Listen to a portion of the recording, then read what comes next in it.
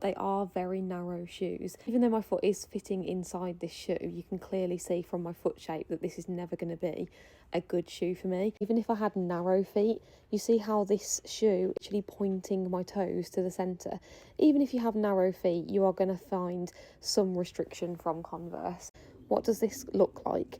It literally looks like a bunion, and this is the kind of thing that people wear that actually causes bunions. That is why I prefer to wear something like this, which is much more suited to my foot shape. Now, if you are a really die-hard Converse fan, but you love the feel of barefoot shoes because they've actually got room for your toes, would definitely consider using something like Barefoot.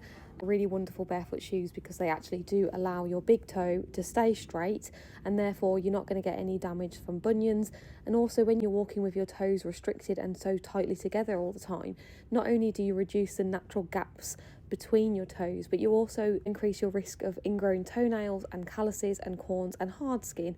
I actually used to suffer with ingrown toenails all the time, and that's because of my square toe formation. In most shoes, my toes are like literally squeezed together, and when they're rubbing against each other, you do get an increased risk of ingrown toenails.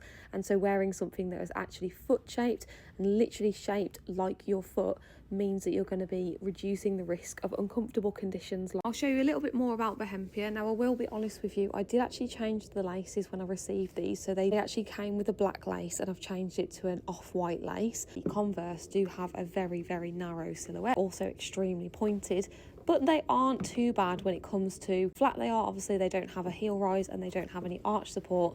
And a lot of people think that something like this is going to be damaging for your feet because of the fact that it's flat and it doesn't have that support. But actually, those are not the things that are problematic about Converse. The things that are problematic about Converse is the fact that they are literally restricting your toes. And you see, when you restrict your toes in this way, you actually have a big impact on your arch. And when you're wearing something like this that's got adequate room for your toes to actually splay out naturally, you'll be treating your feet a hell of a lot better. This Converse lookalike model from Barefoot is called the Hurlick, and of course they are actually a little bit thinner than Converse. As a barefooter, you are going to want a thinner sole, and this is great for that. So there's no arch support again, and the shoe is completely flat, and then they also roll up nicely too. Converse do also have a nice flexible sole, but again, when you are holding your toes together in this way, it is really unhealthy for your feet, and it actually has a big impact as well on your calf muscles. So if you want to keep that image, then do consider getting something that will keep your big toe straight and be much better for your foot health. I always find it really funny when people say, oh, no, I couldn't wear barefoot shoes because they'd be far too wide for me, when in actual fact, the leading brand in the UK make extremely narrow shoes, so they would be perfect for people with narrow feet.